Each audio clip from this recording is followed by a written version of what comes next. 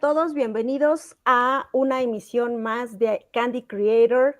En esta ocasión tengo un invitado muy especial que nos va a contar todos los detalles acerca de su nueva producción, que se titula, y tiene un nombre un poco largo, Signs in the Heavens, Reality Upside Down, que es un título súper, que dice demasiadas verdades. Así es que, bueno, vamos a presentarlo. Con nosotros tenemos a Michael Ciravolo, The Beauty in Chaos. So, open your eyes to the light right in front of you, right? Yeah, I wish I wrote that, but yeah, beautiful song. I know, it is a cover, right? Yes, Lords of the New Church. Always a fan of them, and sadly, two of them are no longer with us. Oh, yeah. But I mean, the art is still there, and you Yeah, can still work with it and spread the word about it. yeah, and the lyrics are very timely still, Mm-hmm. which is kind of why we picked that song to do. Yeah. I try not to get us into anything political because everything's so divisive and divided nowadays. But I think we all can agree that we should certainly open our eyes. Yeah, especially in my perspective, things are the same since the beginning of times, but now because of the social media and the internet and all these, um, media outlets, we are more, available to have the information in hand within seconds. So that's what is happening. But um, I think the chaos and everything, the all bad things have been happening for forever since the beginning. Oh yeah, I think as a species, us humans seem to never learn from the past. Mm-hmm. We're kind of destined to kind of Right. repeat the same mistakes. So what you were saying about, yeah, now there's immediate access to news, and music, and everything. Everybody seems to have a voice. Yeah. But I think there's An also opinion. everybody is a critic. But I think there is also with technology and AI and things like that. I think it seems more easily to deceive people, and Exactly. people's attention span is so short. They could see something, some sensational headline, and not really research it and just pass it on, or Yeah. keep it as gospel, like that's true. So I read it on the internet, and God, that's the worst place to to count something as being fact. Exactly. They don't even like to read anymore. No, So it's very sad. attention span, and in the with relating it to music, I think people's attention span is so minimal now. Hmm. I think that's really sad. I mean, I love to me, music is meant not to be background. I mean, some stuff you can have in the background, but for the most part, if you're really going to listen to an artist or something, or really dive down into what a song's about, I think it needs to be uninterrupted. And I don't think people do very much anymore uninterrupted. It's always multitasking. And I think that's really hurt. That's why songs are shorter. People want, Instagram reels and stories and quick TikTok things. It's like, here's my song in 30 seconds. And I don't know. I think kind of we go just the opposite. We go, here's our song in 6 minutes and 30 seconds, or here's a new release that's a double CD, like 150 minutes of music. So It's a long album. at some point you just go, you're gonna make yourself happy. That's kind of how I view it. That I don't really care about following anything. If myself, my partner Michael Rozon, and the artist that's involved in the Hmm. song is happy what we do with what we create, and it's honest. Anybody else that likes it, that's just a plus. Exactly. It's totally handcrafted. It's like a piece of jewelry that is totally handmade. That's what I like about, your work, and how you reimagine or create multiple versions of one piece of art. It's Yeah, amazing. we've done that since the first record. So this is Mhm, the fourth time that we've kind of, after the record's done, and myself and Michael are so involved in it, probably have put in 1,000 hours on creating that. Then it's kind of a nice breath to go to hand that over to someone else. I kind of, well, here's the keys to the car, you drive now, and I'm gonna sit in the back seat and kind of see how someone else hears the song. I love the versatility and the variety. Like, mhm. in those records, it's usually, back when I grew up and was going to clubs, remixes will always just dance. Yeah. You put a 125 or 130 BPM beat, and you keep the dance floor going, and it's extended, and that was what a remix is. I think now, at least the way we approach it, and the artists that are part of that, I mean, you'll find a really variety, in what we do. And I do love the stripped down things, the Made of Rain almost acoustic version, the Oh, Lost yeah. Gems version of Hollow, and I love when artists will strip it back and do that. But I Mhm. also enjoy the real industrial, just slam in your face versions too, especially if the song wasn't that way to begin with. I love. Yeah. No, but it's awesome. So, I love that you also have a video, a music video for each of the songs. And every video has this concept, this proposal, and I can see, the love, the dedication, and not a like a high production thing, just as I was saying before, a handcrafted thing. Yeah, I mean, since Beauty and Chaos isn't really a live band, I mean, Mhm. maybe it'll eventually happen, That would be awesome. but the idea of the video is always like the face of what we're doing, and I think we have a video coming out on June Hmm. 18th, the next one. That's my late mom's birthday, so I thought that would be a Oh. fitting day. So it's the song I mentioned earlier, the Made of Rain almost acoustic version, Hmm. Ashton Knight and Whitney Ty. Uh, and that'll be video number 29. Which Wow. I was counting them for something, and I went, is this true? But yeah, so I love making them, each one really different Hmm. visually and feel wise from its predecessor. I mean, we do them on a budget. So I think it forces you to try to be really creative and Hmm. try to do things with props and a little bit of a storyline. And I mean, they're fun to do. Some are just plain, hey, let's play dress up, get on the stage and perform and play it like that. And some of them, Bloodletting had a full storyline. There is an underlying story in the Children of the Revolution, Open Your Eyes Hmm. video.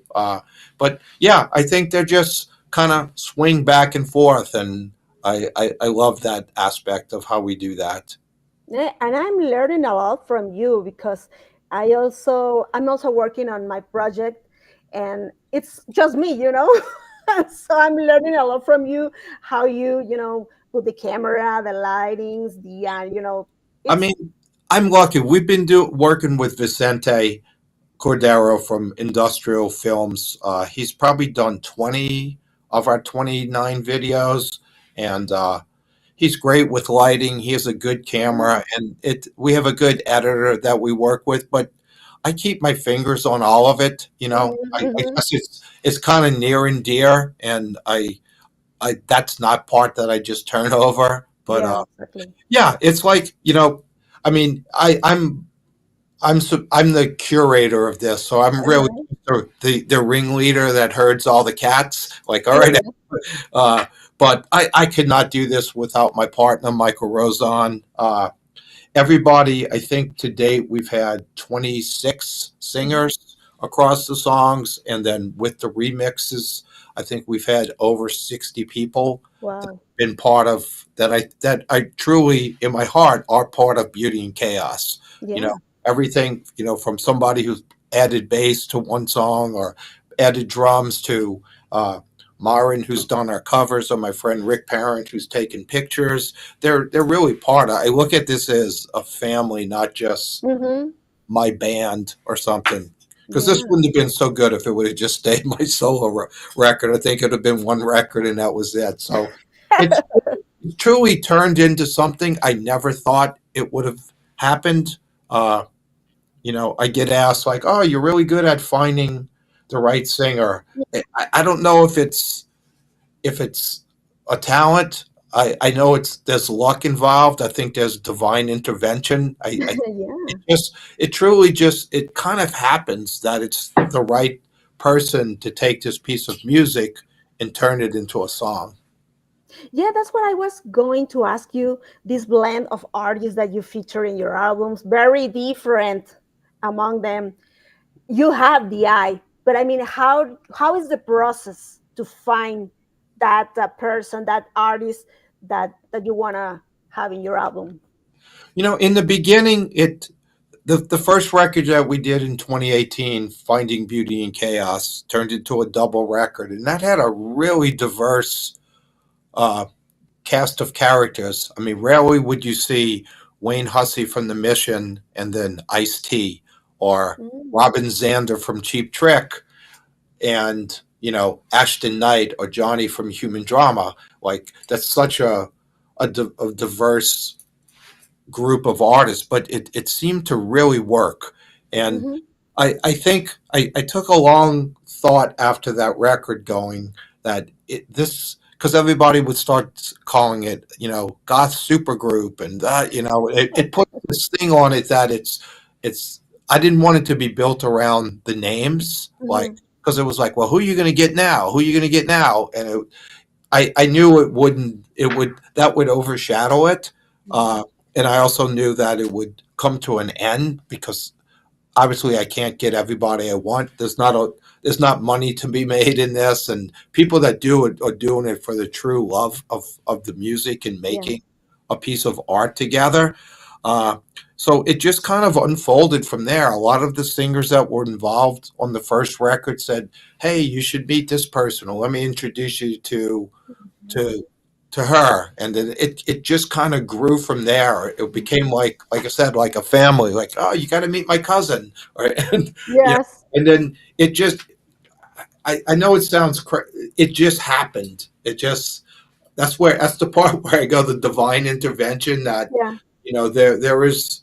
I truly believe that there are angels watching over this process, and Yeah. Absolutely. it seems to be something that turned, like I said, bigger than I had planned it to be, or that I just wanted to make an album, and now here we are, Yeah. 4 studio albums in and 4 remix albums in. So it's beyond my wildest imagination, and it's still fun, and it's Mm-hmm. still. I've met a lot of great people, some great friendships that I would not have happened if it wasn't for this, and so yeah, I don't know if I can put my finger on the process. I'm at it now because we've started with three. We have 3 new pieces of music that we've got written, and that they're at this point now that I'm going, who do I hand that to? Mm-hmm. Because I want it to be when I give it to somebody that piece of music inspires them, because it has to. Right now, it's just music, Mm-hmm. and until a singer hears it and it makes he or she open their mouth, sing something, a melody, put pen to paper, that's when it truly becomes a song. So I'm at that process. I have a couple of people in mind. Like the last album, we kind of did a split between some singers that have been on previous records and some new people. So I like that because I really enjoy everybody we've worked with. So that everyone I go to, I'd love to work with Leo again. I'd love to work with Julian, uh, who were both appeared for the first time in the last record. Patrick Mata. Uh, so I will do some alumni, and then I'm in the search for the next artists, the next people, and they don't have to be famous. Like I said, I didn't want it to be who's who, like Mm-hmm.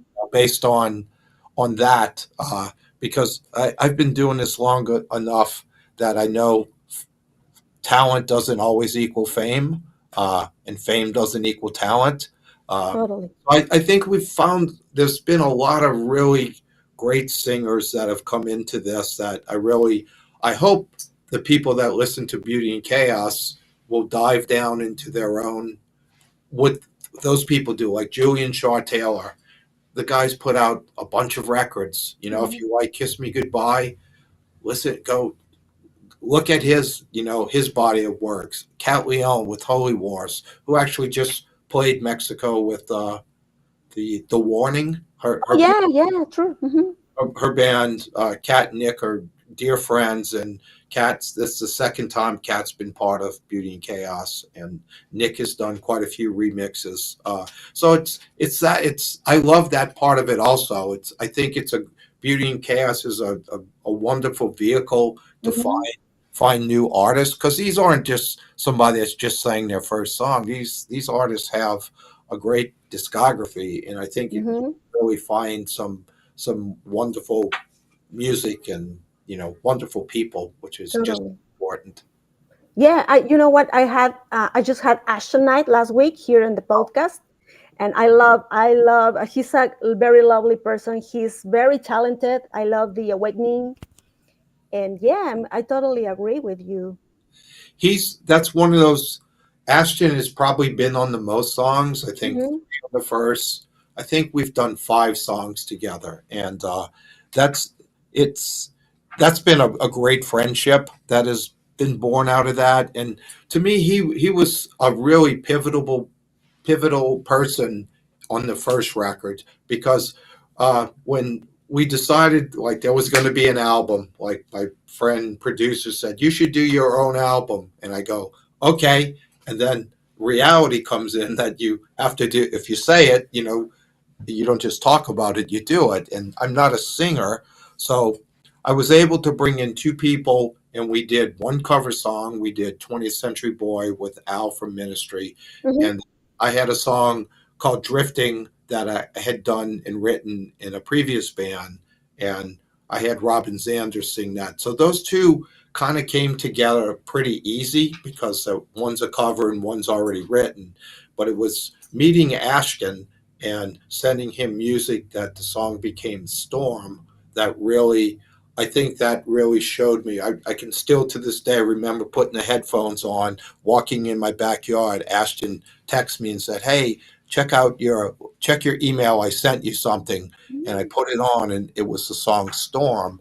And that's, to me, that was such a that was just like this beacon going, one, Hmm. you can do this. And the lyrics just, I think, set the whole idea of beauty, of what I want Beauty and Chaos to be. He's got the line, there is always a light. And to me, that's such a beautiful line, and that's become very, I think, important. And yeah, Ashton's dear friend, and we've written some beautiful stuff together, and I hope to continue. Yeah, hopefully. And as for Al Jorgensen, you were talking just about him a while ago. He is the one that sings that Children of the Revolution song. And since Ministry has like similar songs, they have this song called New World Order. So, I mean, were you thinking about it when picking Al Jorgensen for that track, or it was just Well, he had done on the first record, he had did 20th Century Boy, so I know he likes T Rex. And okay? Mark Bolan is so, like, T Rex is such one, if not the main reason I picked up guitar as a kid. I still remember wanting to play football, American football, not soccer, uh, and watching in my parents' house. I was 13 or 14, and they have those late night music shows on, and T Rex was on, and I watched Mark Bowen with the hair and Mhm. the boas and the guitar low, and prancing. And it was like, wow, that's really cool. And soon after that, I realized that girls like guys in bands more than football players. So it was like this little adolescence going, hey, go that way. But Mark Bowen was near and dear. And so I knew I had the idea when we named the record Signs in the Heavens, just going that that is to me deep going. I think we Mhm. are seeing a lot of things coming to pass. You know, if you go wars, rumors of wars, the damage that we as a you know a species is doing to the planet, doing to each other. So it's all that, and I always thought Children of the Revolution. I mean, it's such a great title, and but when you look at the lyrics, it's really not a revolution song. It was sort of Mark Bolan taking a shot at John Lennon, who would preach, but then drive a Rolls Royce. So it was but I did I did kind of commandeer his line, "You won't fool the children of the revolution." And I Mhm. just thought that was so poignant that that was like, hopefully the next generation won't be fooled. They won't buy into everything. Yeah, I know. I think we are the children of the revolution, the Yeah, last I mean, generation. well, and I really thought that went together in a spirit with open your eyes, see the lies right in front of you. So that's why we kind of put those songs together and did a double video, and it just fit. But yeah, Al was a fan of T Rex, and he certainly, when you hear Al sing, you know it's Al. And Mhm. Michael, my partner in Beauty and Chaos, has been working. He's done the last he did Hopium for the Masses. He did the one before that, and he also just finished Squirrel Year. So he had been working with Al too. So we had a good conduit, and Al trusted us to do something great with him, and Yeah. it was fun. The video was really fun to do. Yeah, it's very fun. Very, I like it a lot. Yeah, totally. You know, I sat there and I showed Vicente. I said, "Hey, we want to do this," because Ministry used to use the cages back Mhm. in the '80s and the barbed wire and uh, Uh-huh. all that. So kind of commandeered that. But I showed him. There was a Nine Inch Nails video. Maybe it's Gave Up or Wish. One of them back in the day with all everybody, you know, trying to climb the fences, and then Mhm. I just showed him the Scorpion Rock You Like a Hurricane Yeah. video. I said, "How are we going to do that? We're not going to have all the skimpy clad."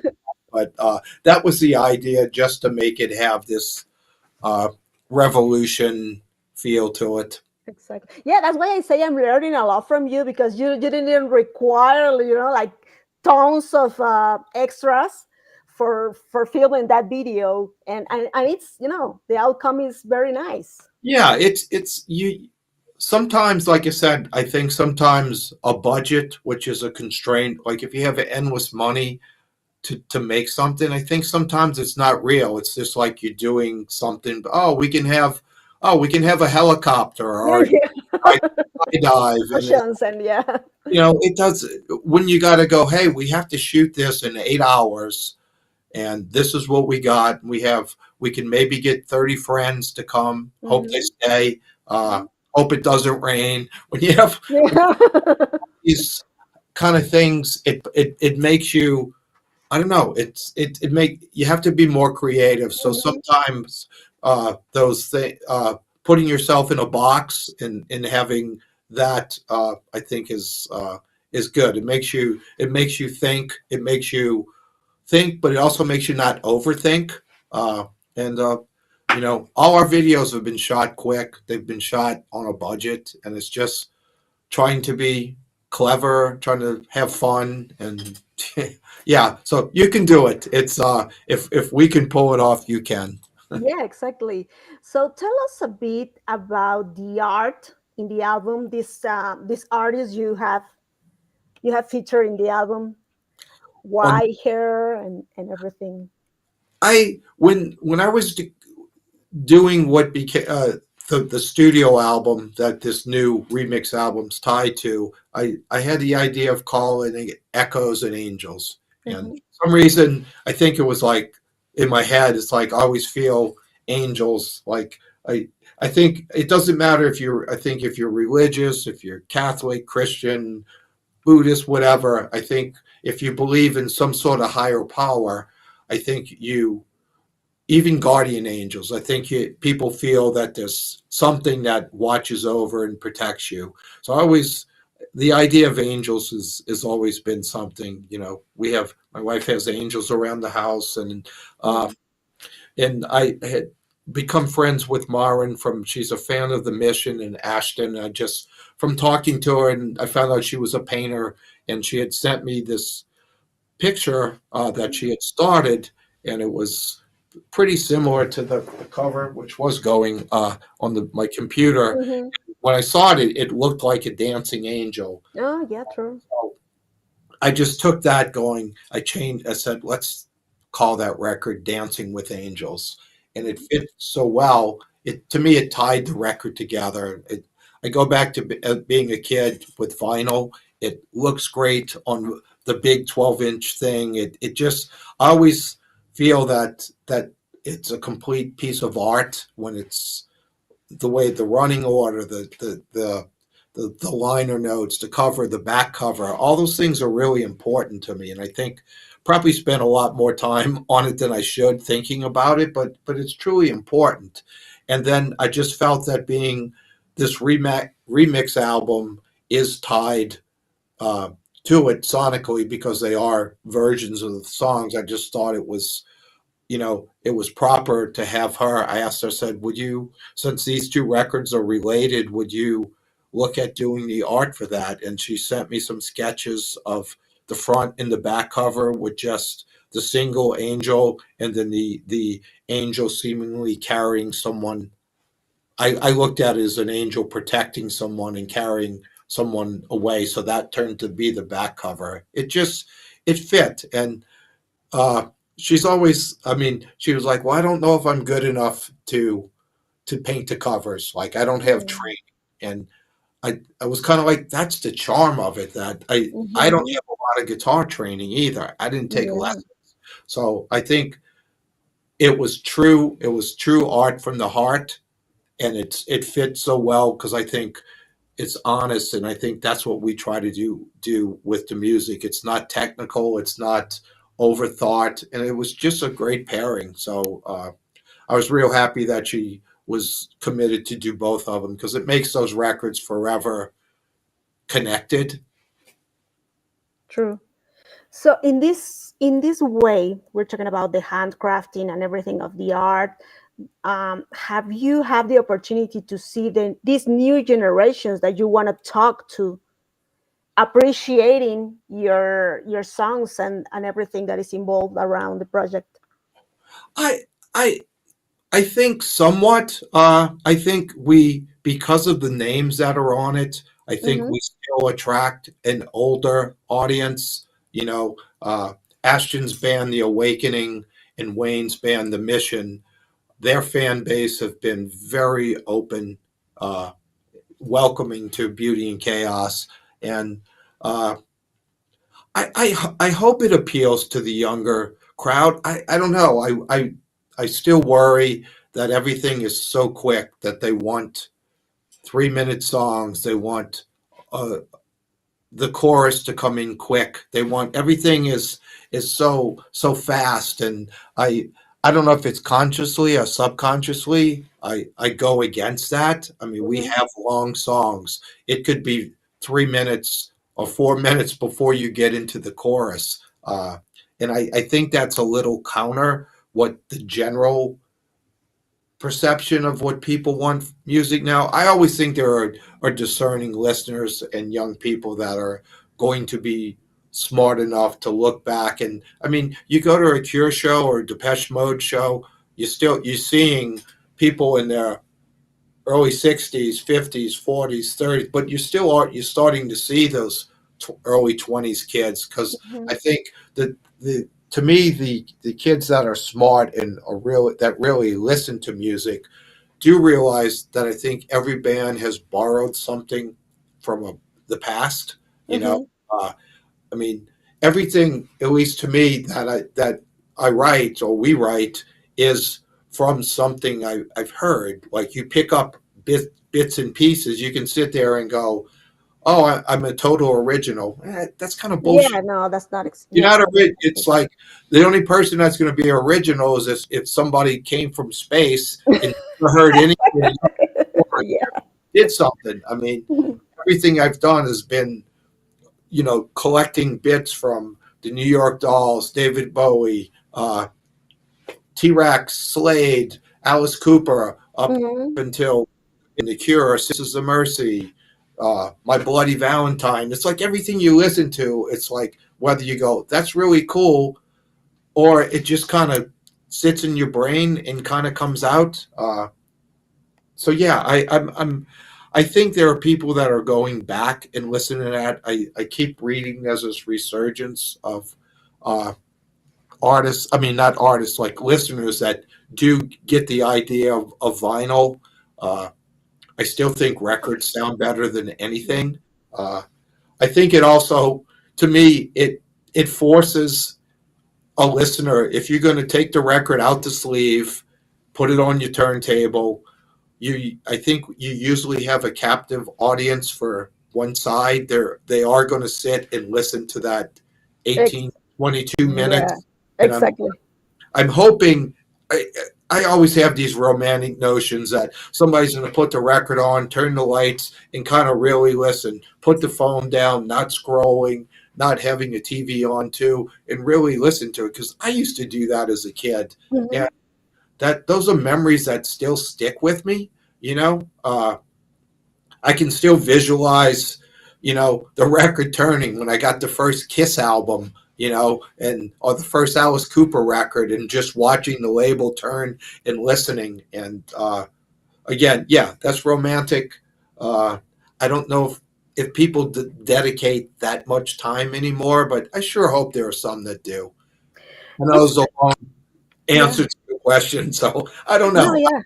No, no, and you know what? You just said something very interesting because the vinyl industry is coming back, and it's, really appealing to the younger generations. My niece who is she is 15 years now, and she is overwhelmed by the vinyl industry. She already got her, the player, and of course, I recommended her several, several vinyls, but I'm not sure if this is going to work in that way, because I don't feel it is, like the same, again, feeling that you develop towards an artist as when we were younger, as just as you said, watching the vinyl, uh, spinning around, or sitting on the couch and just watching the art of the album and reading the lyrics and everything. It's not being the same thing, but I really, really, really wonder why the vinyl industry is coming again, I think I think there's some charm to something being retro. Like, Mm-hmm, I see my Tish and I's daughters like now, like wearing her clothes like are 22. Well, no, she's 25. Oh, lordy. In the closet going, I'm aware they're like coming out completely dressed. It's like, so there is that throwback to the 80s and 90s mm-hmm, and 70s that I think, because honestly, it was a better time in music. mm-hmm, Convince me I'm wrong. You still see people going to Cure shows. I think there are a lot of bands that you're not going to see people not going to care about some of the modern stuff. So I think there's part of that it's retro, it's vintage, it's cool to say. You can go in Hot Topic now, and they'll have a section of vinyl and a couple of mm-hmm, really shitty record players you can buy. But I think people are so convenient. It's so easy at your phone. You can sit mm-hmm. here and almost not, if you have Spotify, which I hate, there's almost not a song that you can't find. It's all if you go back, I know I'm older than you, but we used to have three channels on the TV. So you would watch what was there. And then when it Mm-hmm. became cable, I mean, how many times have you got 500 channels on your TV and you sit there going, I don't know what to watch. So sometimes having all those choices is not a good thing. It's like going into a restaurant that has, oh, we have Mexican, we have Chinese, we have Indian, we have Italian, and you sit there and it's like, I don't know what I want. I think that convenience is not such a good thing. Uh, I think that idea of, you know, to me, the vinyl was really the only way to find out, like, if the band put lyrics in there. A lot of Mhm. times, I mean, there were records I grew up with that didn't have the lyrics, Yeah. and Yeah, I now get with it. Yeah. that, I go back, oh, really? That's what they said. But there was something. There was a charm of how. Oh, sorry, dear. I'm not sure what happened here. Don't worry, don't worry. Where are you? I'm here. Okay, I I don't can know. listen to you and I can see you, so Can you? I Okay. I don't know where. Okay, I will keep talking Mhm. straight. Let's see, there's. Yeah, I, I think I don't everything's know. okay on this So side. okay, so I think there's the putting like putting songs in certain orders. Like I don't think you would take "Disintegration" by The Cure and listen to it in out of order. I don't think you would put on No. "Dark Side of the Moon" and kind of shuffle it, like bounce around on the needles. So I don't. I love that idea of making something being a journey, going completely through. Uh, you know, taking someone on a journey through the songs that way. I think that's something that's really special, and I don't know if that will necessarily ever come back, but that's the only way I can look at doing something, thinking in terms of a record. And I always want to go, that sounds like the song that I'd like to start this. This seems like the needle drop. And then I kind of look at the song that I think is the end, like the how this wraps it up, and then it's putting the pieces in between. That it's a fun part. Uh, I just don't know if it means a lot, but again, it means something to me. So, and I think a select few, and maybe that's growing. Yeah, definitely. So, speaking about the possibility of making this a live project, how would you do it? In the beginning, I never thought of it that way because, and I still feel that if if this ever happens, I would, I've had people say, well, just have one singer. Ashton can sing everything. Your wife sing the girl songs, and that would be, to me, that would be cheapening what we did. The Mhm. song is the song because of the singer, and each song Right. has something special from what that artist brought to it. But now that we have 25 different singers or 26, the idea of being able to do a show is more.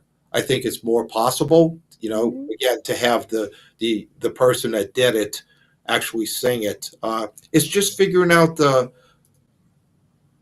where and how. The how is just logistics of having that many. Obviously we couldn't have all of them, but a bunch. To be able to do a set or do 2 nights with different songs.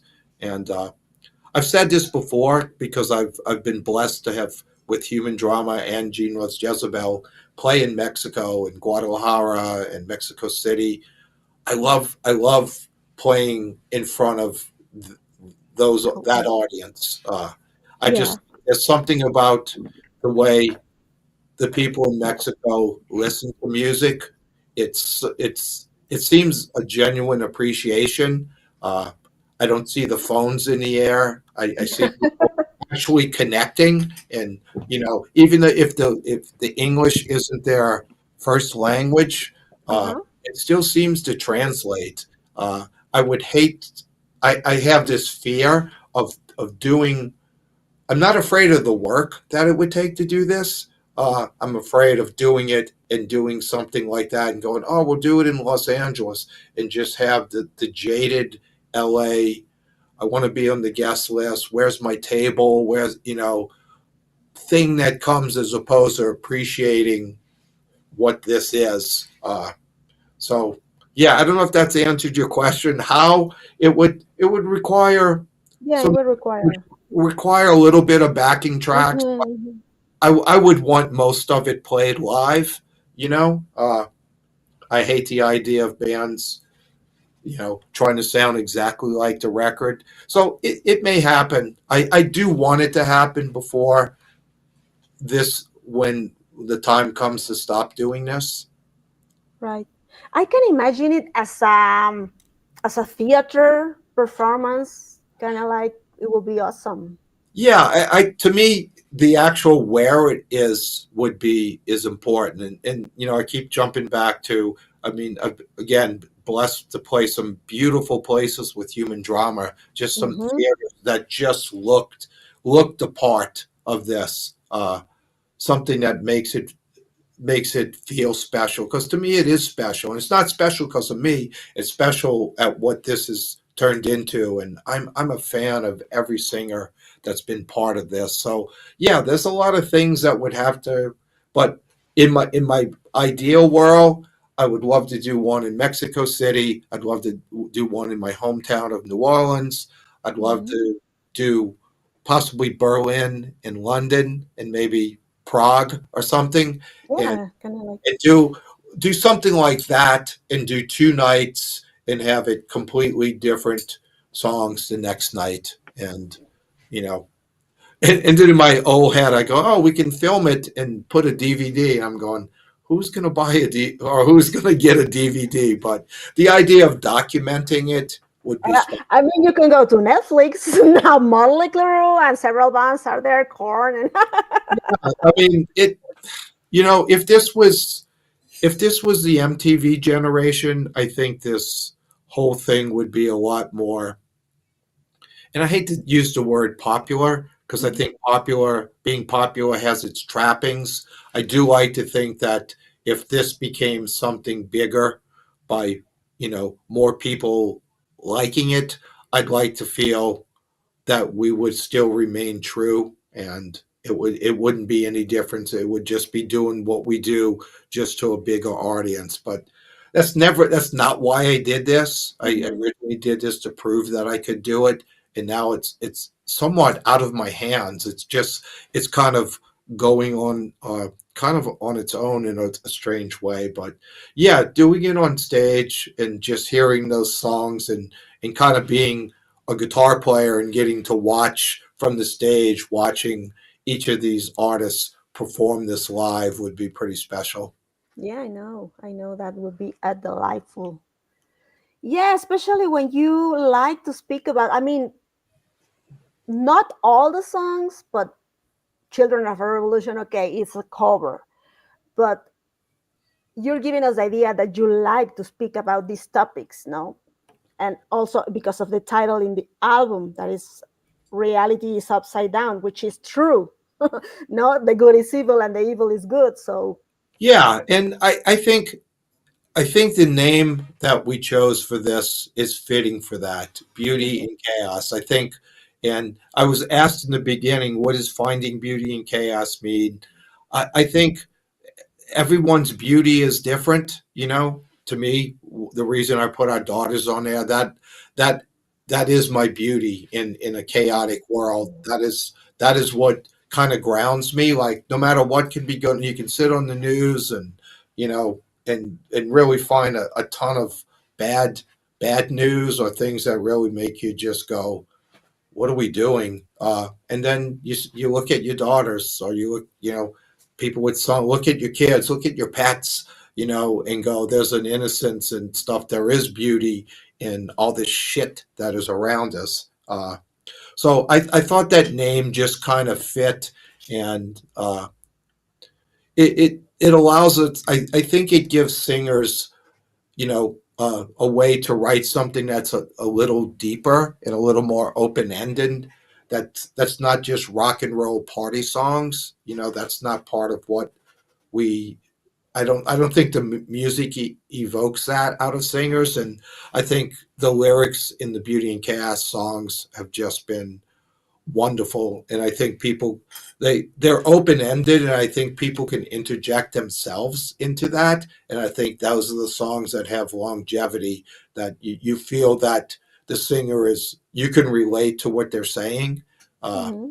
Even if it's not what they wrote about, if you find a meaning in that, I think that is beauty. And it fits the music too. I think we always have songs that are real, sparkly and kind of dream poppy, and then it'll inject like these moments of real harshness and kind of screwed up, fuzzed out guitars.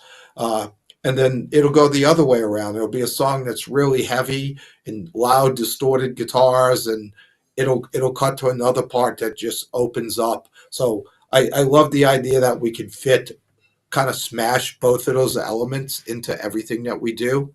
And I think that is that kind of common thread that runs through the records that I think ties everything together and makes it, because we are having different singers. I think there is always that danger that this could sound like just a compilation record. Like, oh, you took 8 bands and put them on one record. I think even with all the singers, with this common thread that runs through it, I think it sounds like one unified thing. Like Mm-hmm. all the songs should be on this record together, even though the voices are different. Mm-hmm. Definitely, yeah. Yeah, I feel it that way. So you're doing a great job. I really hate that I can't see you on here. Now it feels like I'm not talking to you, but I'm looking at you. Oh, don't worry, don't worry. Later you can watch the replay of the live, but everything is going, I mean, on my side, I think it's everything okay. Oh, Michael, but thank you so much. It was very, very, very nice to have you here, and looking forward to your next, your next project, your next remixes or whatever you're thinking about. Well, Candy, I appreciate you taking the time. I never take any of this for granted. Like I said, we have a video coming out on June 18th. That'll be the almost Mhm, version of Made of Rain, with Ashton, cool. Knight, Whitney, Ty, and then we're working on another record. In my head, I'd love to see this record out in November or something. We don't seem to stop. It's like we were. I think we That's started good. writing this while we were still mastering the remix album. So yeah, so that's what's coming. But again, before I go, I'd love if your listeners, if there's something you like, if there's a song that strikes you, Mhm. please go down the rabbit hole of that singer. I think you'll find some beautiful stuff. And if time ever permits, I'd love if you took a record and gave it an uninterrupted listen. Cool, Just exactly. just hear it, Just like, yeah, just let it yeah, play take until. take the journey. It is a kind of a sonic ride, and yeah, I'd love it if that happened one time. I think you'll find some things you don't maybe wouldn't hear that are in there. Yeah, so Oh, amazing, Michael. Thank you so much.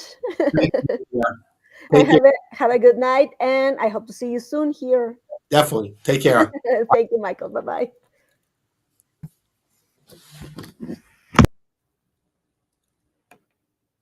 Bueno, déjenme quitar aquí a Michael.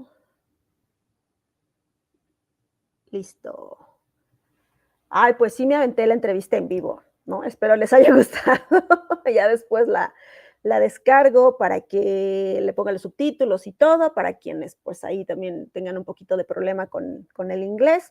Espero les estén gustando estas entrevistas que estoy trayendo ahora para todos ustedes, la comunidad darks, gótica y metalera de Candy Creator. Y también no se olviden que ya estoy sacando material propio, que espero que les guste.